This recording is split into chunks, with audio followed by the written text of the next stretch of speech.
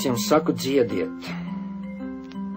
Dziediet, kad jums ir labi, bet visvairāk dziediet, kad jātiek pāri nejēdzībai.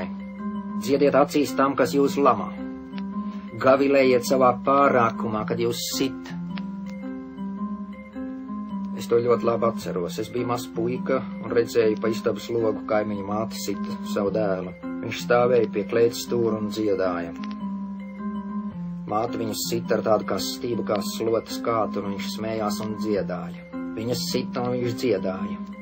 Viņa piegura un viņš dziedāja. Tad viņa nolaida rokas un viņš dziedāja, noglāstīja savus sadauzītos plecus un aizgāja dziedādams.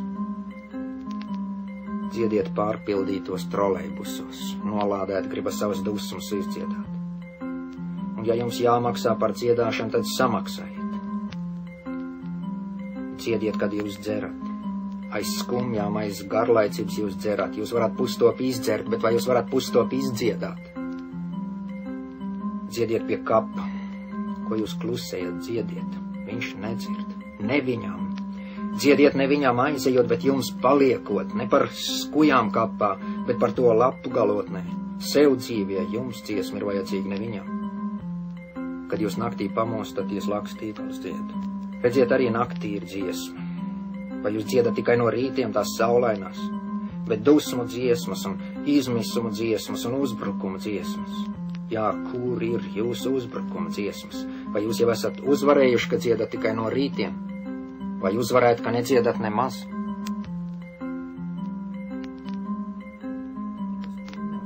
Es tev nopirku biļeti, un tev ir tiesības man sēdēt blakus. Tev no šīs vietas neizliks tikai mieru. Nē, pilsoni, šī vieta nav tukša. Te sēž mans gars, un viņam ir tiesības tur sēdēt. Jā, viņam ir mēteļa apveids, bet viņš ir mans gars. Manī pašā arī ir gars, un šis arī ir manējais. Man ir divas dvēseles, tāpat kā jums dubult daudz miesas. Jūs ar savu miesu bieži esat mani izstūmus un aizņēmus divas vietas, ļaujiet tagad sēdēt manām garām. Jā, jūs izspiežat ar miesu. Es pazīstu jūsu miesu trolejbusā un veikala rindā. Es zinu, kā jūs protat cīnīties ar miesu par miesu. Mans gars bija pagājuši vasar slims, viņam vajadzēja siltu jūru un mazliet dienvidu saules manam garam. Bet ceļa zīmu uz dienvidiem dabūjāt jūs, jo jūsu miesas mani izstūma, jo viņi gribēja pie citām miesām, tur pie Melnās jūras, visu miesu paradīzē. Mēs ar savu garu palikām pilsētā, ceļa zīmu mums iedeva ziemā, kad vairs nebija vasaras, bet vasar manam garam toreiz ļoti vajadzēja, nevis gribējās, bet vajadzēja. Tikai mieru, neuztraucies, tev ir tiesības te sēdēt. Pilsoni ir nekaunīga un spēlē uz nerviem. Miesa vienmēr ir nekaunīga.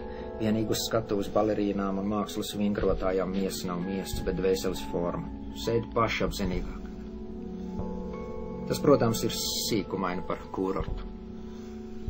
Bet jūs man izspiedāt arī no glēznas. Jūs tajā tikāt iekšā. Es paliku aiz rāmjiem, jums toreiz bija augsta pazīšanās kaut kādā rāmi pārvaldē. Jūs paziņām patika rāmi, viņu pēc vispār visu dzīvi varētu būt tikai rāmji. Bet, ja rāmēt, viņiem vislabāk patika redzēt miesu, papliķējam, pataustām, nedomājam. Labāk traktēt govi nekā slaucēju. Un tā es paliku aiz rāmjiem. Jūs esat vieta ierādītā, jā, lūdzu salīdziniet, biļešu un vietu numuru sakrīt. Jā, šī vieta ir aizņemta, tur sēž mans gars. Redziet, rakstniekiem un māksliniekiem piešķir papildu dzīvokļu platību. Kā jūs domājat, miesai vai garam? Palūdziet, lūdzu, lai šī pilsona tur nesēžas, viņi to nospiedīs, viņi izspiedīs garu manam garām. Es, protams, varu paņemt savu garu atpakaļ sevī, tie ir ļoti ērti cilvēki, kas dzīvo ar savu garu sevī. Viņiem ir savs puķi dārziņš sevī, savu revolūciju sevī, savu bībeli sevī un savus karātavus. Man tas viss ir tagad ārpus sevis, blakus, tas tikai tā skata pēc ir mētelis. Būtībā tas ir mans puķi dārziņš, revolūcija, bībeli un karātavas. Kāpēc gan mans gars ārpus manis nevar izskatīties kā mētelis? Jēzus Kristus gars esot bijis ārpus viņa kā nīms ap galvu. Majakovskis nesājis pakārt zaļu gurķi kaklā un savu garu ārpus sevi ņēmis līdz kā mākonbiksēs. Kāpēc, lai manas gars nevarētu parādīties mēteļa veidā un sēdēt man blakus kinozālē, teātrī, prezidijā? Starp citu, pilsone, jūs mani izspiedāt arī no tribīnes. Toreiz, kad es no tās runāju, jūs iespraucāties katedrā, it kā manis tur nemaz nebūtu. Jūs bijāt ļoti miesiska. Jūs runājāt tikai par miesas produkciju, miesas perspektīvu, elpojāt ļoti miesiski, tā ka man pietrūka elpas un es apklusu. No tās reizes, kad es tagad ieraugu katedru, man tā liekas kā siļķu muce, kā gurķu muce, kā kāpostu baļļa. Jā, jūs apgurķojāt un apsīķojāt tribīnu. Es tagad sāku no gala apdvēseļoju siļķu muces un gurķu baļļas. Un turpmāk es visur aizņemšu divas vietas, es un mans mētelis, kas ir arī mans gars un man otrā dvēseli. Tikai mieru neuztraucies, sēdi mierīgs, jo tev ir tiesības, pilsoni nesaprot.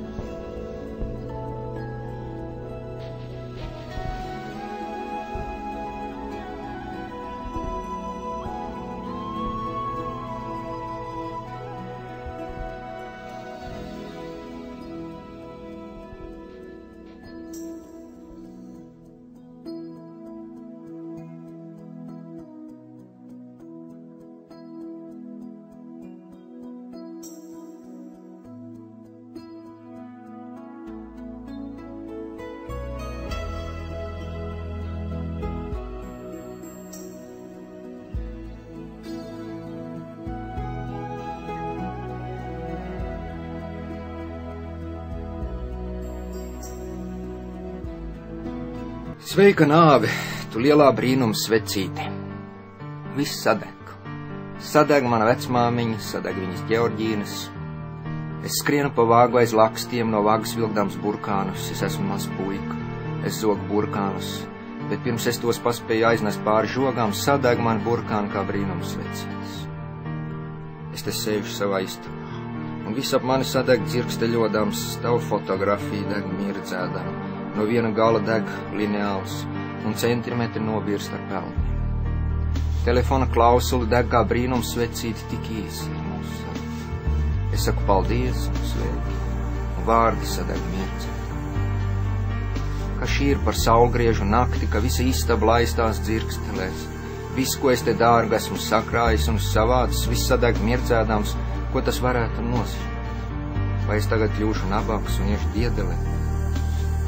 Bet istaba ir gaismas pilna, un pats es esmu gaismas pilns, un laikam tur iekšā arī sirds sadeg mirdzē. Es gribu vēl kaut ko teikt, bet viss, ko es saku, sadeg kā brīnums svecīt, un šis ir pēdējais teikums: sirds sadeg mirdzē.